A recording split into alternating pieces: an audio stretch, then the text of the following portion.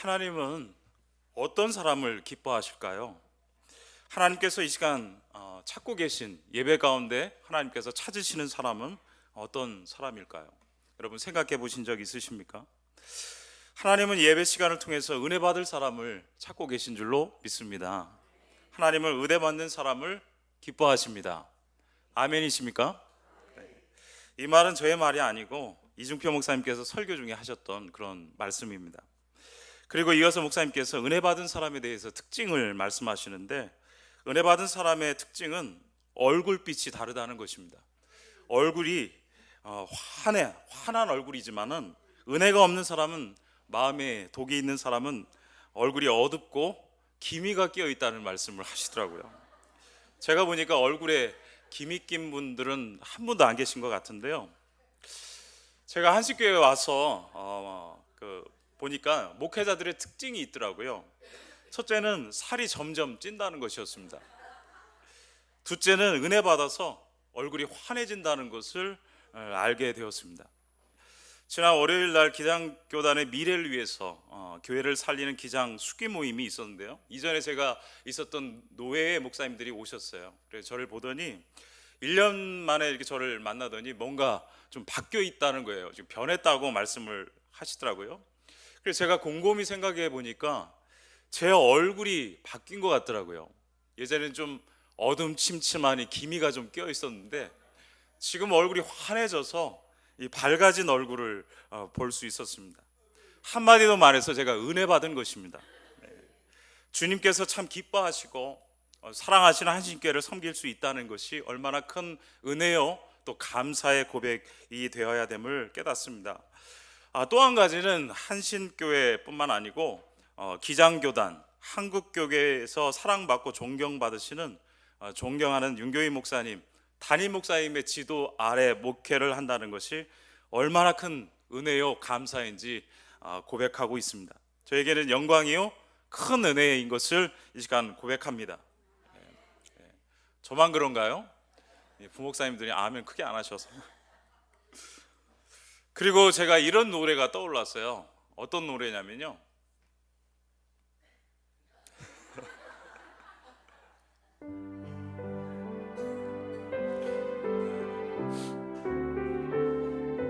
예전에 많이 부르셨죠? 스승의 은혜는 하늘 같아서 우러러 볼수록 높아만 지네. 참되거라 바르거라 가르쳐 주신 스승은 마음내 어버이시라.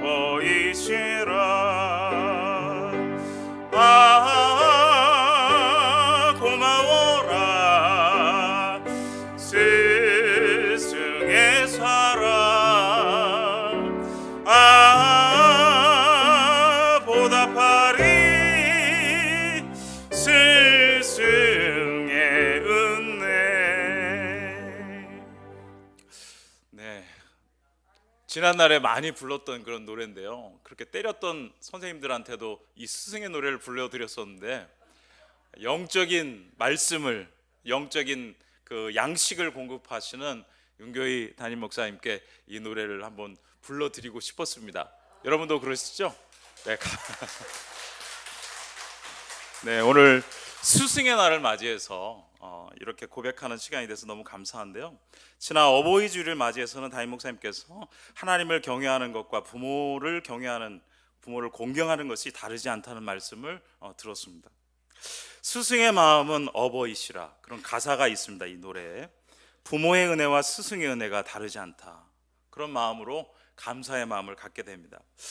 성도 여러분, 이런 은혜 가운데 한신교회에서 신앙생활하는 저의 얼굴이 환해졌습니까? 네, 환해졌어요. 교회를 가까이 하고 예배를 가까이 하고 말씀을 가까이 하고 기도를 가까이 하면 우리의 얼굴이 은혜로 더 환해질 줄로 믿습니다. 네, 옆 사람 한번 보세요. 은혜 받은 얼굴인지 한번 보시기 바랍니다. 그리고 이렇게 얘기해 주세요. 당신의 얼굴을 보니까 천사의 얼굴을 보는 것처럼 눈부십니다. 네. 은혜 받은 얼굴이시네요. 얼굴이 환해 가지고요. 아름다우십니다. 그럼 어떤 사람이 은혜 받는 사람이 될 것인가 생각해 봤습니다. 오늘의 하나님 말씀이 본문의 말씀에 보면은 은혜 받은 한 사람을 소개하고 있습니다. 그런데 이 사람을 가만히 바라보면 그는 어쩌면 은혜와는 전혀 관계없는 그 사람을 성경은 소개하고 있습니다. 본문 1절부터 5절 말씀을 다시 한번 합독해서 한번 읽어보도록 하겠습니다. 시작. 그 후에 유대인의 명절이 되어 예수께서 예루살렘에 올라가시니라. 예루살렘에 있는 양문 곁에 히브리 말로 베데스라는 못이 있는데 거기에 행각 5이 있고 그 안에 많은 병자, 맹인, 다리 저는 사람, 혈기 많은 사람들이 누워 물의 움직임을 기다리니 이는 천사가 가끔 모태에 내려와 물을 움직이게 하는데 움직인 후에 먼저 들어가는 자는 어떤 병에 걸렸든지 낫게 되미러라. 거기 38회 된 병자가 있더라. 아멘. 은혜와는 전혀 관계없을 것 같은 한 사람, 특별히 오늘 주목해서 볼 사람은 38회를 병으로 알아두었던 한 사람. 오직 소망이라는 것이 물이 움직일 때 자신을 넣어줄 사람이 없어서 내가 낫지 못하는 것이지, 그렇게 된다면 자기의 몸에 있는 질병이 치유돼서 소망을 가지고 살아갈 수 있다는 그 한 사람을 성경이 말씀하고 있습니다. 예수님께서는 이스라엘 유대인의 절기가 되어서 이 예루살렘으로 올라가게 되셨죠. 출애굽기 23장 34장의 말씀처럼 매년 3번씩 이스라엘의 남자들은 하나님 앞에 모여서 제단을 쌓고 희생 제물을 드리게 됐습니다. 6월절, 7.7절, 수장절에 올라가게 되죠. 그런데 이 유대인의 명절, 오늘 말씀 속에 있는 이 명절이 불임절이다라는 그런 말씀도 있습니다. 정확한 절기는 알 수가 없지만은 예수님께서 절기를 맞이하셔서 이스라엘 성 안으로 들어가십니다. 양문을 통해 들어가셨는데 양문 곁에 베데스다라는 연못이 있었습니다. 이 연못은 빗물을 저장하기 위해서 만들어진 인공 저수조와 같은 그런 연못이었습니다. 이스라엘은 강수량이 1년에 200mm 정도밖에 내리지 않는 물이 아주 귀한 나라입니다. 특별히 예루살렘은 800m라는 그런 고지대에 있어서 물을 끌어오기가 쉽지 않은 지역이었어요. 그래서 비가 내리면 그 빗물 한 방울이라도 소중하게 모아서 그렇게 사용해야 되는 그런 지역이었습니다. 이 베데스다 연못은 이런 빗물을 모아두는 그런 연못이었어요. 제사를 드릴 때 제물을 씻고 정결 예식을 준비하는 데 사용되는 물로 사용되는 그런 물이었고, 성전에서 사용되는 물로 사용되었습니다. 높은 지대에 있는 이 베데스다 연못이 하나로 되어 있지 않고요, 양쪽으로 나누어서 북쪽과 조금 아래쪽에 위치하고 있는 남쪽에 2개의 연못으로 되어 있었는데 연못의 크기가 비슷해서 쌍둥이 연못이라고 불리기도 했습니다. 지금 화면에 보시면은 지금 이스라엘 땅에 가면요, 이 2개의 연못이 이제 거의 흙으로 메꿔지고 파괴되어서 어떤 모양이냐면 흙에 쌓인 그런 어떤 웅덩이 같은 그런 모습만 남아 있고, 이게 그 베데스다 연못의 모형을 복원한 그런 모형입니다.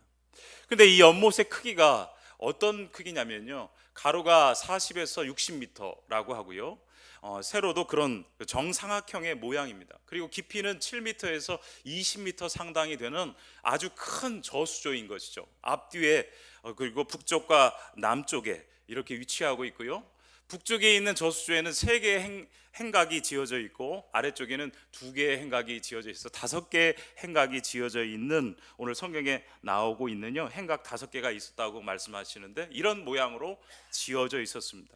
지금은 이렇게 흙이 메꿔져 있어서 이스라엘 현장에 가보면은 그 터만 볼 수 있는 그런 상황입니다. 마치 초등학교 운동장만한 사이즈로 이 저수조가 지어져 있는 것이죠. 이 저수조의 이름이 베데스다인데요, 벳이라는 것은 집이란 뜻이고 헤세드라는 은혜, 궁율이란 말과 합쳐져서 베데스다라고 이름이 지어져 있습니다. 그런데 이 은혜의 집, 자비의 집, 이 궁율의 집, 이 이름과 같지 아니하게 이 베데스다 연못에는 수많은 병자들이 모여들었습니다. 많은 병자가 있었고 특별히 맹인, 다리 저는 사람, 혈기 마른 사람들이 그곳에 누워 있었다고 기록하고 있는데요. 이 수많은 사람들이, 병자들이 누워 있는 이곳, 특별히 이 세 특별히 질병을 나타내고 있는데, 사도 요한이 이 질병을 특별히 얘기하는 것은 이 질병 들인 사람들은 구약 말씀을 통해서 바라보면은 죄로 기인한 병이라고 기록돼 있어요. 그래서 죄를 사하시러 오신 예수님, 죄를 용서하시러 오신 예수님을 나타내기 위한 그런 병든 자를 소개하고 있는 내용도 볼 수 있습니다. 그런데 이 베데스다 연못에는 풍문이 있었는데, 천사가 가끔 내려와서 물을 움직이게 하는데, 움직일 때 먼저 들어가는 사람은 어떤 병에 걸렸든지 낫게 된다는 그런 전설이 있었습니다. 그래서 오늘 말씀 보면은 가루가 쳐져 있거든요. 이게 말씀 사이에. 이것은 후대에 후첨되었거나 아니면은 확인되지 않는 전설적인 내용이다라는 뜻으로 가루가 되어 있습니다. 어떤 병에 걸렸든지 낫게 되밀어라 그랬거든요. 이 연못에 물이 동할 때 들어가는 병자는 어떤 병에 걸렸든지 낫게 되밀어라. 그런데요, 이 못에 예수님께서 오셔서 사도 요한이 이 죄로 인해서 병든 사람들을 소개하면서 예수님을 등장시키거든요. 여러분, 예수님을 믿으면은 어떤 사람이건 하나님의 자녀가 되는 것을 믿습니다. 어떤 사람이건 예수 안에 들어가기만 하면은 그의 죄가 주홍빛같이 붉을지라도 흰 양털처럼, 흰 눈처럼 희어져서 죄 없다 하는 하나님의 자녀, 거룩한 백성이 되는 줄로 믿습니다. 이 세상에 어떠한 인생을 살아왔던 간에 그의 인생이 어떠한 죄악 가운데 빠져서 허우적거리고 인생을 살아왔던 간에, 하나님을 떠난 인생이든 간에 그 인생이 예수 안에 있으면은 어떠한 병에 걸렸든지 치유되는 역사, 어떠한 죄를 저질렀던 모습이든 간에 치유되는 역사를 예수 안에서 베풀어 주신다는 그런 뜻을 또 내포하고 있는 것이죠. 그런데 오늘 말씀에 바라보면요, 예수님께서 이 수많은 병자들이 있는 곳에 이 베데스다 연못가에 오셨는데, 양문을 통해서 오셨는데요, 그 가운데 오늘 은혜 받은 사람 한 사람을 주목해서 예수님이 보시고 그를 만나시고 그를 고치시는 역사가 말씀 속에 기록되어 있습니다. 그 38년 된 병자가 오늘의 은혜 받은 자로 소개되고 있습니다. 이 38년 된 병자의 모습들을 가만히 살펴보면 그는 원망이 많았습니다. 마음에 분노가 가득했습니다. 자기를 물이 동할 때 그곳에 데려다주는 사람 한 사람 없는 그런 사회적으로 고립된 인생을 살아가는 그런 모습이었어요. 어둠의 사람이었던 이 사람에게 예수님이 찾아가신 거죠. 왜 이 38년 된 많은 병자들이 있는데 왜 38년 된 이 병자를 예수님이 찾아가셨을까?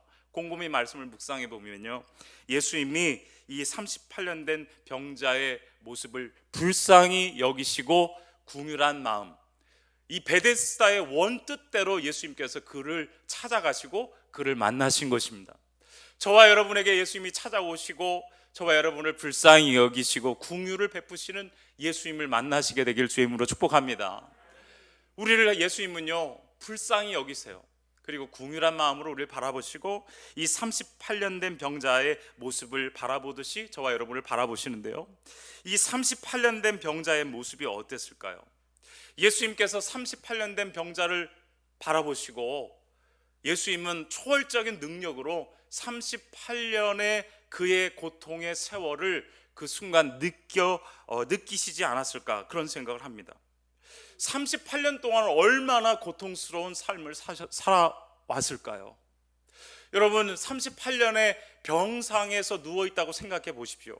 그 하루하루의 삶의 자리가 얼마나 신음이 가득하고 고통이 가득하고 마음의 어둠이 가득하고, 그의 상한 마음을 예수님께서는 38년의 그 세월 동안의 그 마음을 알아보시고 그 상한 자와 함께 하시는 예수님을 말씀을 통해서 보게 됩니다.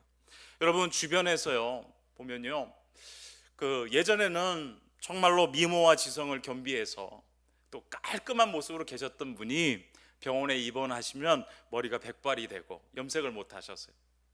어느덧 할머니가 돼 있고 할아버지가 돼 있는 병상에 누운 분들을 가끔 보게 됩니다. 여러분, 이 자리에 오신 여러분은 언제나 건강한 역사, 하나님 주시는 강건의 축복이 임하게 되시길 주의 이름으로 축원합니다. 9988123이라고 들어보셨어요? 9988123 또 나세요? 네, 여기 잘하시네요. 99세까지 팔팔하게 살다가 하나 둘 셋 하면은 하나님 나라 가는 것이 목표래요. 하나 둘 셋, 뭐 3일 있다가 가시든지 아니면 하나 둘 셋 하면 바로 잠자다가 주무시다가 가시는 것이 꿈이라고 그러시는데요. 여러분들은 그렇게 강건한 삶을 기력이 쇠하지 아니하고 눈이 흐려지지 아니하고 모세와 같이 120년 장수하게 되시길 주의 이름으로 축복합니다. 네, 축복합니다. 네, 지금 아멘 한 분 말고요. 아까 아멘 한 분. 38년 동안 몸과 마음에 병들어서 고통하는 그 사람, 병으로 아파본 사람은 이 사람의 마음을 공감하게 되는 것이죠. 가난으로 어려워본 사람은 가난의 상황을 공감합니다. 가난이라는 것이 어떤 단어로 표현되는 것이 아니고요, 사리 A는 눈물조차도 사치스러운 칼날 같은 고통이 가난의 고통이라고 어떤 이가 그렇게 얘기를 하더라고요. 그런 사람에게는 빵이 하늘이요 빵이 예수 그리스도라는 것을 깨닫게 된다는 것입니다. 민중신학자 안병무 선생님께서 갈릴레아 예수라는 책에서 예수님과 오클로스, 민중에 대해서 이런 말씀을 하시는데요, 같이 읽어보도록 하겠습니다. 시작. 배고픈 자에게 가장 큰 기쁨은 먹는 일 이상의 것은 없을 것이다. 먹는 것과 기쁨을 연결시키는 것은 배고른 사람만이 안다. 배고픈 자에게 평화롭고 행복한 사회는 나누어 먹는 것, 잔치이며 그 이상은 없을 것이다. 예수가 말하는 하나님의 나라가 먹는 일, 나누어 먹는 일을 빼고 생각된 것이라면 그것은 거짓이다 라는 그 책에 보면 그런 말이 있습니다. 저도 예전에 이 책을 예전에 대학원에 있을 때 책 트럭이 와요. 그럼 거기에서 그 보석과 같은 책을 가끔 한두 권씩 발견하는데요, 이 책을 최근에 보다가 이 말씀이 기록된 것을 봤습니다.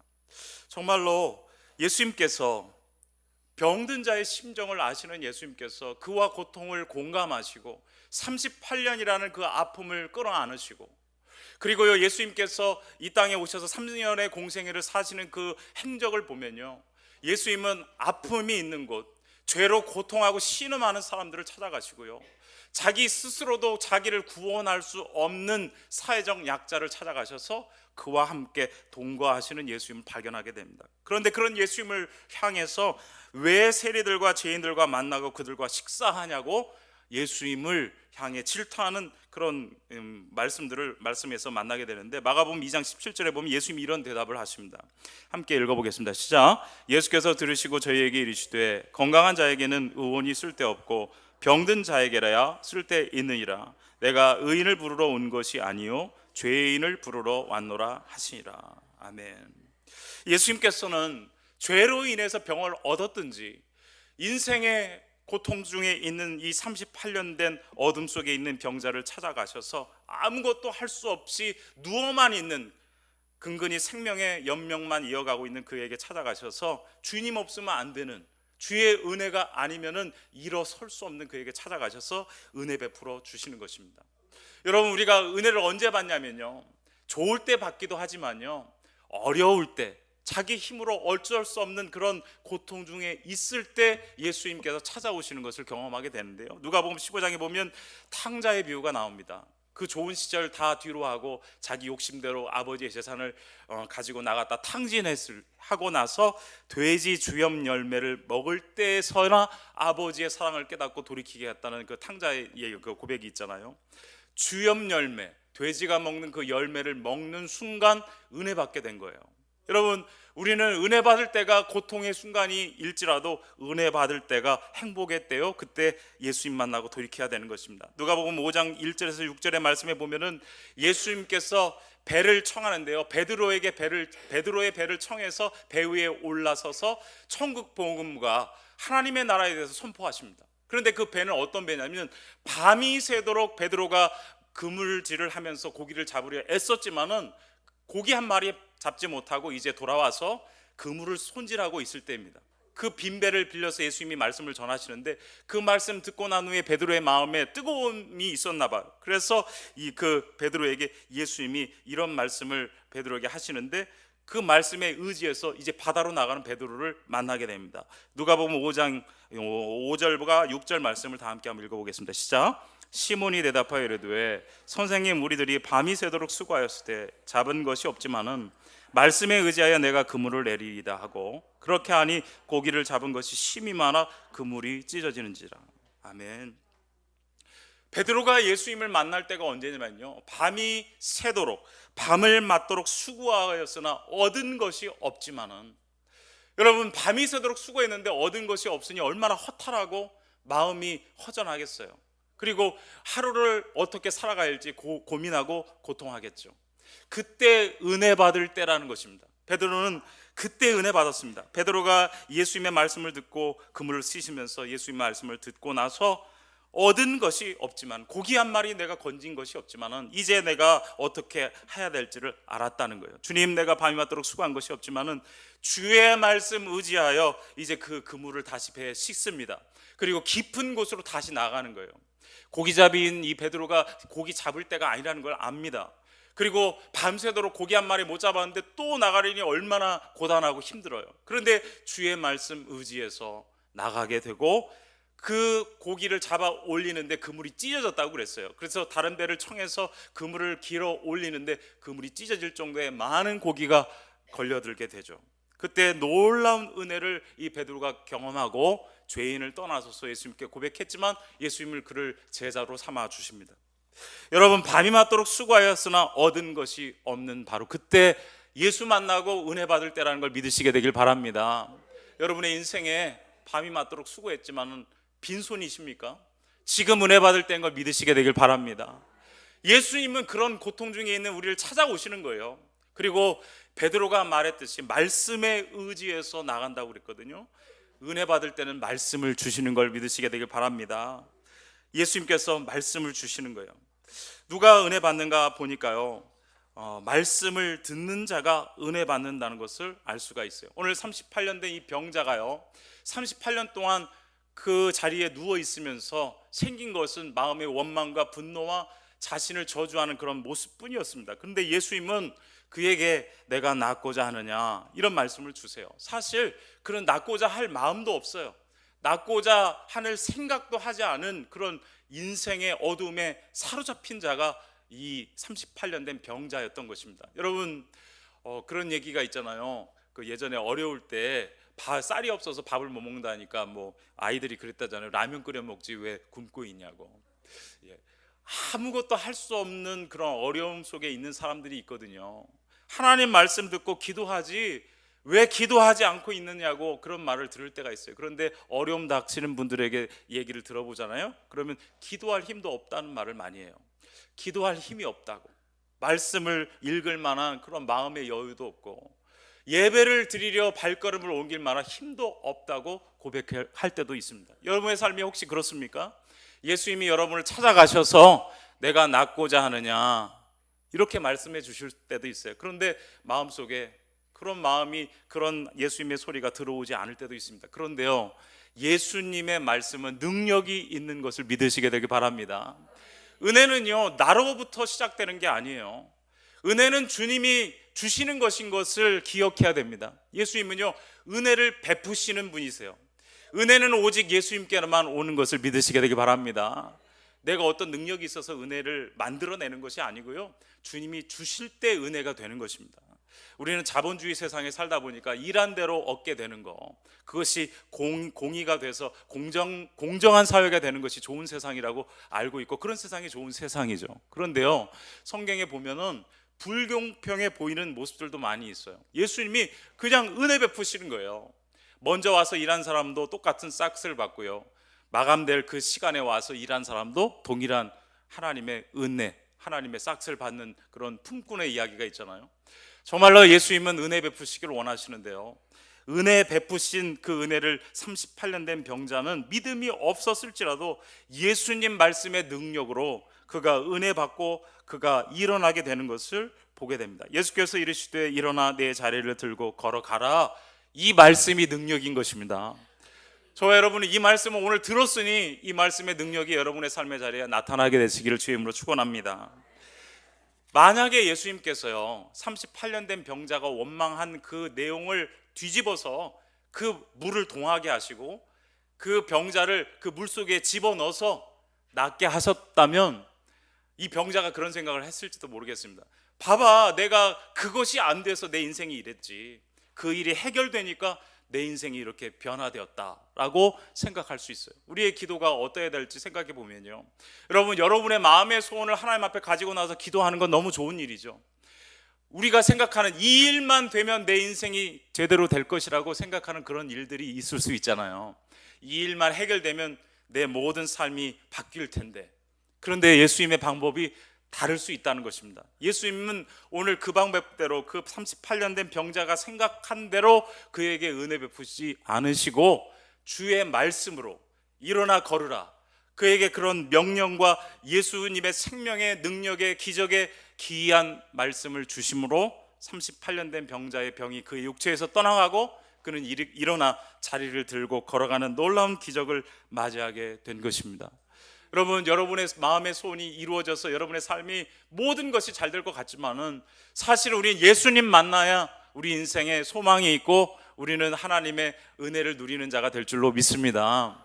38년 된 병자가 예수님 만났기 때문에 이 놀라운 은혜를 경험했던 것이거든요. 은혜 받는 사람은 누구인가? 예수님, 이런 병 중에 있을 때 예수님 만난 자가 은혜 받는 자입니다. 여러분, 예수님 만나셨습니까? 오늘도 예수님 만나고 계십니까? 예수님 만나면 은혜 받는 것입니다. 예수님 만나면 주님은 반드시 말씀으로 오신 그 주님께서 음성을 들려주시고 우리 가운데 함께하고 계신 것이죠. 예수님의 그 말씀 같이 한번 읽어볼까요? 8절 한번 같이 예수님께서 38년 된 병자에게 이 말씀을 주십니다. 한번 읽어보도록 하죠. 시작. 예수께서 이르시되 일어나 내 자리를 들고 걸어가라 하시니, 9절까지요. 그 사람이 곧 나와서 자리를 들고 걸어가니라. 아멘. 예수님께서 이 시간에 가슴에 한번 손을 얹으시고요, 나에게 일어나, 한번 말씀이니까요, 일어나 내 자리를 들고 걸어가라. 시작. 일어나 내 자리를 들고 걸어가라. 네, 한 분도 안 일어나시네요. 다 일어나서 걸어가게 되는 역사가 예수님으로 나타나게 될 줄로 믿습니다. 이 병자에게 놀라운 역사가 일어난 거예요. 정말로 일어나서 걸어가게 된 것이죠. 그리고 이 사람이 성전으로 들어가서, 이 날이 안식이라고 그 다음에 기록되어 있는데요, 그건 다음번에 말씀을 나눠보도록 하겠습니다. 정말로 예수님께서 은혜 베푸시는 일, 38년 된 병자가 은혜 받는 사람이 되었습니다. 예수님은 우리의 삶의 고통과 절망과 아픔과 지난 세월들의 그런 어려움들을 예수님은 다 공감하시고 우리의 삶을 잘 알고 계십니다. 예수님은 우리를 찾아오시고 우리를 만나주시고 우리를 불쌍히 여기시고 우리를 사랑해 주시고 우리를 향해서 예수님은 따뜻한 음성으로 일어나 내 자리를 들고 걸어가라, 주님 말씀해 주셔서 우리 삶의 자리는 변화되게 될 줄로 믿습니다.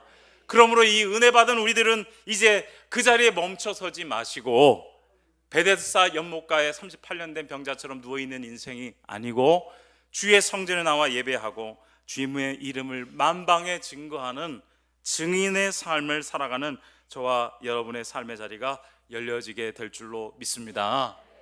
나는 은혜 받은 사람입니다 고백하고 말씀을 마치겠습니다. 시작. 나는 은혜 받은 사람입니다. 아멘. 기도하겠습니다. 참 좋으신 아버지 하나님, 은혜 베푸시기에 언제나 기뻐하시는 아버지 하나님, 우리의 고통과 우리의 아픔과 우리의 슬픔과 우리의 일어설 수 없는 연약함을 아시는 주여, 이 시간 내 자리를 들고 일어나 걸어가라 하시는 주의 말씀을 듣습니다. 아버지 하나님, 모든 삶의 자리에서 일어나 걸어가는 놀라운 은혜의 역사가 우리 삶의 자리에 나타날 수 있도록 아버지여 축복하여 주옵소서. 예수님의 이름으로 기도하옵나이다. 아멘.